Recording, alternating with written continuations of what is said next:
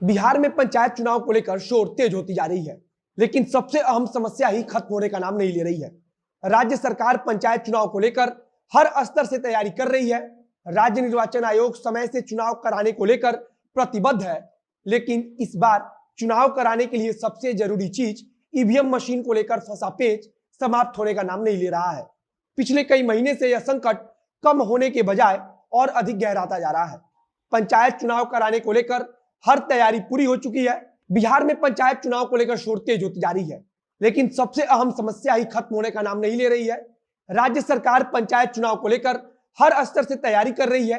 राज्य निर्वाचन आयोग समय से चुनाव कराने को लेकर प्रतिबद्ध है, लेकिन इस बार चुनाव कराने के लिए सबसे जरूरी चीज ईवीएम मशीन को लेकर फंसा पेच समाप्त होने का नाम नहीं ले रहा है। पिछले कई महीनों से यह संकट कम होने के बजाय और अधिक गहराता जा रहा है। पंचायत चुनाव कराने को लेकर हर तैयारी पूरी हो चुकी है, केवल तारीखों का ऐलान बचा है और तारीखों का ऐलान केवल नहीं हो रहा है क्योंकि अभी तक ईवीएम वाला मामला सुलझ नहीं पाया है। सरकार के मंत्री ईवीएम से चुनाव कराने पर अड़े हुए हैं, तो वहीं अब मामले को देखकर लगने लगा है कि बिहार पंचायत चुनाव में और अधिक देरी हो सकती है। बात सही भी है कि अगर अन्य राज्य में नई टेक्नोलॉजी वाली ईवीएम मशीनों से पंचायत चुनाव कराया जा सकता है, तो फिर बिहार में ईवीएम मशीन से पंचायत चुनाव कराने को लेकर क्या आपत्ति हो सकती है। नमस्कार, मेरा नाम है मोहित कुमार सिंह और आप देख रहे हैं जनता जंक्शन। बिहार सरकार के मंत्री सम्राट चौधरी ने बिहार पंचायत चुनाव में ईवीएम मशीनों को लेकर फंसे मामले पर कहा है कि कुछ समय पहले ही राजस्थान तथा छत्तीसगढ़ में ग्राम पंचायतों के चुनाव को M3 श्रेणी की ईवीएम मशीनों से संपन्न कराया गया है, तो फिर उसी प्रकार की मशीनों से बिहार के अंदर पंचायत चुनाव कराने में भारतीय निर्वाचन आयोग को क्या आपत्ति हो सकती है। बिहार सरकार का तर्क एक प्रकार से सही भी है कि अगर किसी अन्य राज्य में भारतीय निर्वाचन आयोग ईवीएम मशीनों से पंचायत चुनाव कराने की इजाजत दे सकता है, तो फिर बिहार में वह इजाजत क्यों नहीं दे रहा है। बिहार सरकार के मंत्री सम्राट चौधरी ने कहा है कि 4 अप्रैल को राज्य निर्वाचन आयोग और भारतीय निर्वाचन आयोग के अधिकारियों के बीच बातचीत होनी है, और अगर उस दिन इस मसले का कोई हल नहीं निकलता है, तो फिर हम आने वाले 6 अप्रैल को हाई कोर्ट में इस बात को रखेंगे कि राजस्थान निर्वाचन आयोग और छत्तीसगढ़ निर्वाचन आयोग अगर ईवीएम का इस्तेमाल कर चुनाव करा सकते हैं, तो फिर बिहार निर्वाचन आयोग ऐसा क्यों नहीं कर सकता।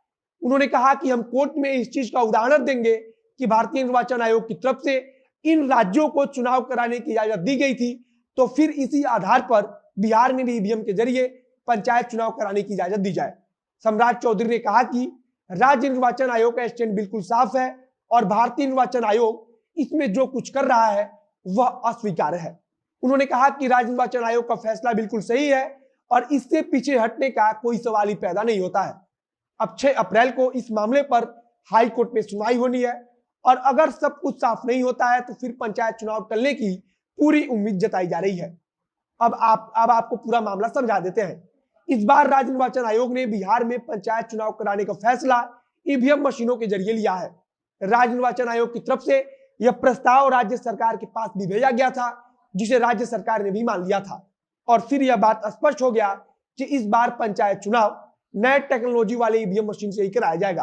राज्य सरकार ने नई प्रकार की ईवीएम मशीनों की खरीदारी के लिए ईवीएम बनाने वाली company electronic corporation of India limited से बातचीत भी कर ली है, लेकिन मशीनों को खरीदने के लिए सबसे पहले भारतीय निर्वाचन आयोग की इजाजत लेनी जरूरी है।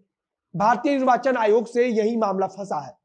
जब तक भारतीय निर्वाचन आयोग राज्य निर्वाचन आयोग को एनओसी नहीं देगा, तब तक राज्य निर्वाचन आयोग इन ईवीएम मशीनों को नहीं खरीद सकती है। फिलहाल राज्य निर्वाचन आयोग इसी एनओसी के लिए भारतीय निर्वाचन आयोग के खिलाफ हाई कोर्ट पहुंच चुका है। अब आपकी जानकारी के लिए बता दूं कि जो नए ईवीएम मशीन होंगे उसमें 6 पदों पर मतदान करने की सुविधा होगी। वहीं भारतीय निर्वाचन आयोग चाहता है कि पंचायत चुनाव M2 ईवीएम मशीन से कराया जाए। उसका तर्क है कि इसमें हर एक ईवीएम के लिए अलग कंट्रोल यूनिट होता है।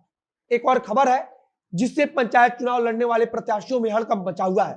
खबर आई है कि उन प्रत्याशियों की पहचान की जा रही है जिन्होंने 2016 का पंचायत चुनाव तो लड़ा था, लेकिन चुनाव के बाद खर्च का ब्यौरा आयोग के पास जमा नहीं किया था।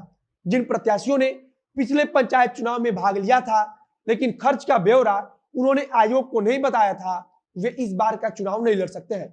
और यह खबर सुनकर कई संभावित प्रत्याशियों में हड़कंप मचा हुआ है। जिला प्रशासन अब ऐसे प्रत्याशियों की तलाश कर रहा है। वहीं एक खबर यह भी है कि पंचायत चुनाव के पहले पंचायती राज अधिनियम में संशोधन किया जाएगा।